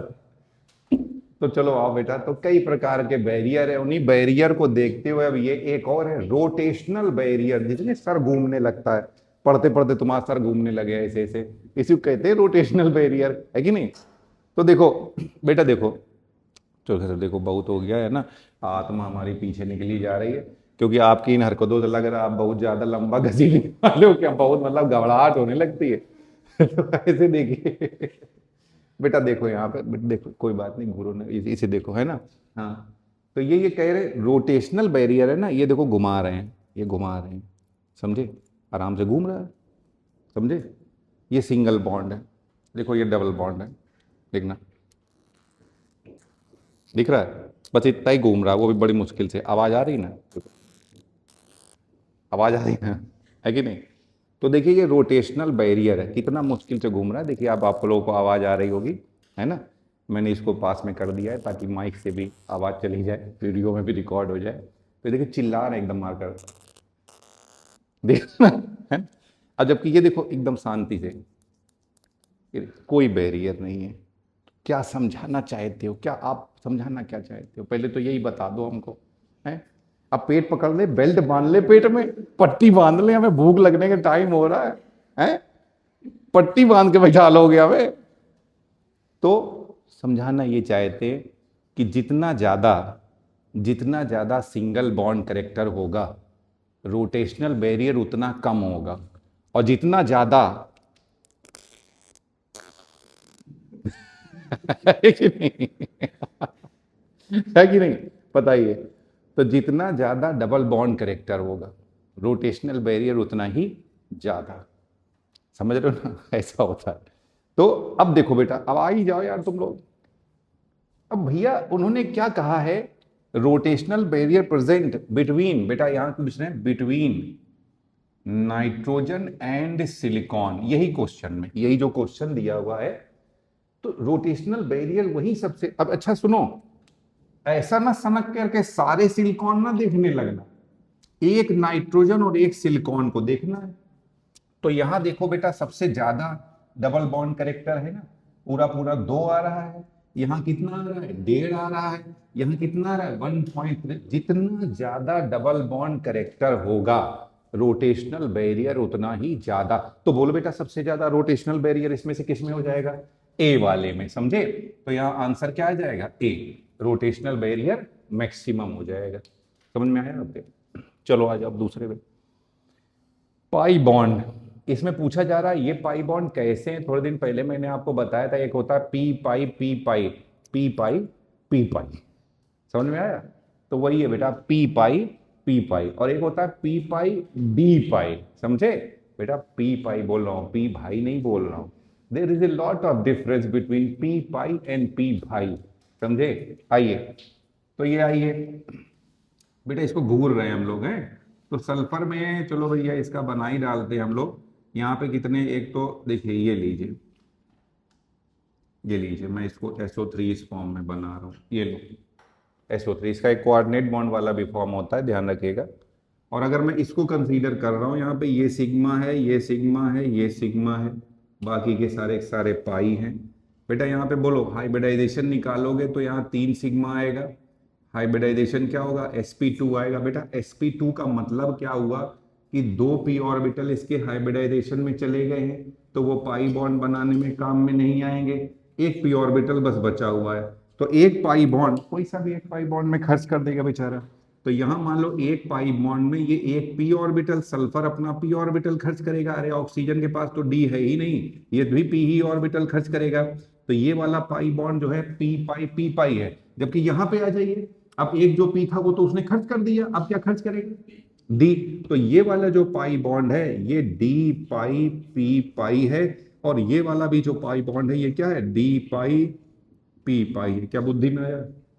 और ये देखो बेटा, कल मैंने आपको एरोमेटिसिटी में भी बताया था, इसी का नाम होता है बोराजोल, या इसी को कहते हैं बोराजाइन, या इसी को कहते हैं इनऑर्गेनिक इनऑर्गेनिक बेंजीन, समझे। बोले क्या बेटा, इसमें क्या, इसमें बैक बॉन्डिंग होती है। तो इसका स्ट्रक्चर देखेंगे हम लोग, कैसा इसका स्ट्रक्चर है। तो कुछ इस तरह से इसका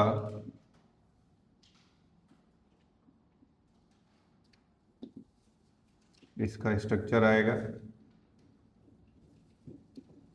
ये लीजिए कुछ इस तरह से आता है। बेटा सुबह से मैं बता ही रहा हूँ, बैक बॉन्डिंग के लिए बस दो ही चीजें होती हैं, एक तो नाइट्रोजन के पास लोन पेयर होना चाहिए, मतलब सामने वाले एटम के पास लोन पेयर होना चाहिए, और दूसरे एटम के पास वेकेंट ऑर्बिटल होना चाहिए। और आपको दिख ही रहा है सारी कंडीशन अच्छे से, एक के पास लोन पेयर और एक के पास वेकेंट ऑर्बिटल है, तो यहाँ पे इस तरह से बैक बॉन्डिंग हो जाएगी। ये लीजिए यहाँ पे इस तरह से बैक बॉन्डिंग हो जाएगी, समझे। तो बैक बॉन्डिंग, हाँ पहला तो क्वेश्चन है क्या यहाँ पे बैक बॉन्डिंग होती है, क्या यहाँ पे बैक बॉन्डिंग होती है, हाँ यहाँ पे बैक बॉन्डिंग होती है। तो इसका इस तरह से भी स्ट्रक्चर बनता है, देखो बच्चों। तो आफ्टर बैक बॉन्डिंग देखने में एकदम बेंजीन के जैसा दिखाई देता है, जैसे बेंजीन में 3 पाई बॉन्ड होते हैं, रेजोनेंस कर रहे होते हैं, वैसे यहाँ पे भी बेटा 3 पाई बॉन्ड ही हैं। ये देखिए रेजोनेट कर रहे हैं, देख लीजिए यहाँ पर 3 पाई बॉन्ड है, ठीक है। सुनो यहाँ से, तो ये कह रहे हैं कि बेटा आपको मैंने बताया था इसमें ना डबल डबल सिस्टम हो रहा है। एक तो बता दिया, एक पहले तो ये इनऑर्गेनिक बेंजीन है। सर ऑर्गेनिक बेंजीन कैसा होता है, ये देखो ये ऑर्गेनिक बेंजीन है, दोनों एक ही जैसे दिख रहे हैं, ये ऑर्गेनिक बेंजीन है, सुन रहे हो। तो बोल रहे पहला तो क्वेश्चन ये है कि ये इनऑर्गेनिक बेंजीन है, ये ऑर्गेनिक बेंजीन है, ज्यादा स्टेबल कौन है। तो बेटा ऑर्गेनिक बेंजीन ज्यादा स्टेबल होती है, organic benzene is more stable, organic benzene ज़्यादा स्टेबल होती है इनऑर्गेनिक बेंजीन से। इसीलिए अगर ये स्टेटमेंट में आ जाए, इसीलिए बेटा ये जो ऑर्गेनिक बेंजीन होती है इसमें एडिशन रिएक्शन नहीं होती है। क्यों, देखो एडिशन क्या होता है, पाई बॉन्ड कट कर दो, एक एटम यहां लगा दो, एक एटम यहां लगा दो, बेटा समझे, इसे एडिशन बोलते हैं। अगर यहां एडिशन होता तो ये कैसी हो जाएगी, देखो बेटा यहाँ पे ये ए हाइड्रोजन है, हाइड्रोजन अपनी जगह है, देखो बेटा इसका पाई बॉन्ड गायब हो जाएगा। पाई बॉन्ड ये पहले थी एरोमेटिक, अब ये हो जाएगी नॉन एरोमेटिक, समझे। पहले एरोमेटिक ज्यादा स्टेबल होता है, नॉन एरोमेटिक कम स्टेबल होता है, तो पहले ज्यादा स्टेबल थी और कम स्टेबल है। ये तो वही हो गया ना, कोई बच्चा बढ़िया एम्स में पढ़ रहा है, हम उससे बोल रहे हैं आओ केमिकल बॉन्डिंग पढ़ा रहे हैं, पढ़ो आकर के, आएगा पढ़ने के लिए है, बोलेगा पागल कुत्ता काट लेगा तब भी नहीं आऊंगा मैं, रेबीज के इंजेक्शन लगवा लूंगा, पढ़ने नहीं आऊंगा मैं, है कि नहीं भाई। एक बार मैं निकल गया हूँ इस चीज से, अब दोबारा भगवान ना करे सर, जब बुरे सपने आएंगे तो भी यही आएंगे, तैयारी कर रहे हैं। हाँ बहुत दिनों तक ये सपने आते हैं बच्चे को, ये बताए दे रहे हैं, समझे। हाँ सेलेक्ट हो जाओगे, डॉक्टर बन जाओगे, तभी ये सपने बंद होंगे, वरना आते रहते अक्सर। सुनिए ध्यान से, समझिए। तो भैया ये एरोमेटिक है, अगर एडिशन रिएक्शन करा दी तो ये नॉन एरोमेटिक हो जाएगा, इसलिए ऑर्गेनिक बेंजीन एडिशन रिएक्शन नहीं देता है। एक और स्टेटमेंट मैं यहां लिख रहा हूं, ये सही है भैया। ऑर्गेनिक बेटा याद रखिएगा, पहले तो स्टेबिलिटी, ऑर्गेनिक बेंजीन ज्यादा स्टेबल है इनऑर्गेनिक बेंजीन से, क्यों अभी मैं बता रहा हूं। और दूसरा statement, organic benzene does not gives addition reaction while inorganic benzene gives addition reaction। Organic benzene addition reaction नहीं देता है, जबकि इनऑर्गेनिक बेंजीन जो है वो एडिशन रिएक्शन देता। सर ऐसा क्यों है, ये दो बातें आपने बताई। एक तो देखो दोनों के दोनों एरोमेटिक हैं, ये भी एरोमेटिक है और ये भी एरोमेटिक है, फिर बोल रहे हैं बताइए, और ये एडिशन रिएक्शन देता है, ये एडिशन रिएक्शन नहीं देता है, ये लेस स्टेबल है, ये मोर स्टेबल है, ऐसा क्यों। इसके दो रीजन है, सुनिए। इसका रीजन है बेटा, मैंने शुरुआत से आपको बताया हुआ, चार्ज। चार्ज क्या होता है, चिंता।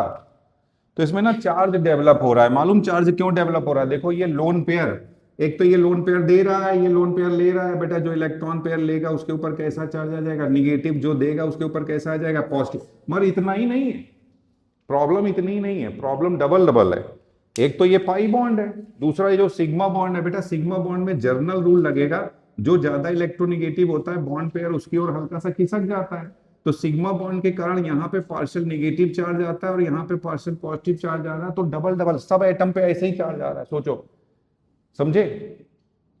तो अब ये भी समझना बड़ा मुश्किल हो जाता है कि एक्चुअली में भैया ये बता दो, एक तरफ कह रहे हो प्लस आ रहा है, एक तरफ कह रहे हो माइनस आ रहा है, फिर कह रहे हो प्लस आ रहा है, फिर कह रहे हो माइनस आ रहा है, तो कहना क्या चाहते हो, यही बता दो। पहले से हमारा दिमाग घुमा जा रहा है और जो थोड़ा बहुत बचा है वो आप घुमाए दे रहे हो हमको। धरती गोल है, हैं?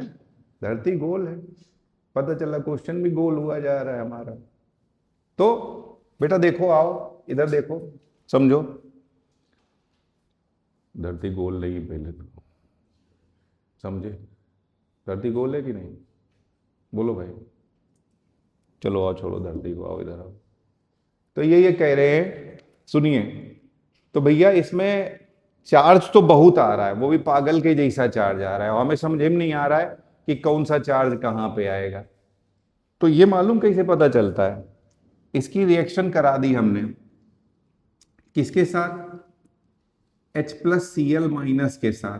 बेटा अब आप ही समझो, माइनस कहां जुड़ेगा, जहां पे एक्चुअली में प्लस चार्ज आ रहा होगा, और प्लस कहां जुड़ेगा, जहां पे माइनस चार्ज आ रहा होगा। तो जब रिएक्शन होती है तो H यहां आता है, Cl यहां जाएगा, H यहां, Cl यहां, H यहां, Cl यहां।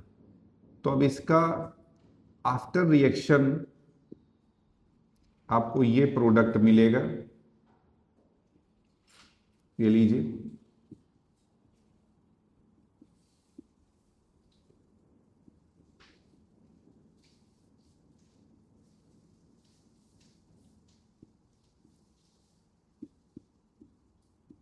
ये लीजिए।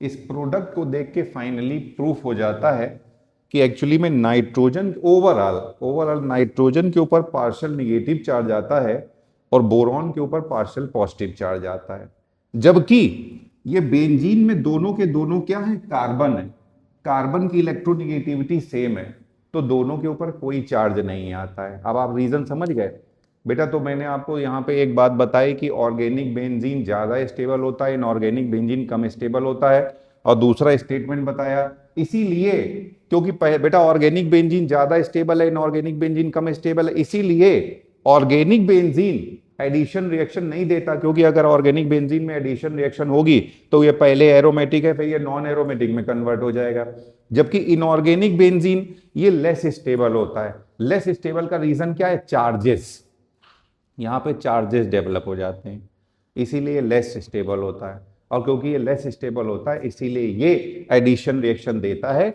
बट ये एडिशन रिएक्शन नहीं देता है। क्या ये आई बात सुन में? चलिए ठीक है, नोट करिए इसको।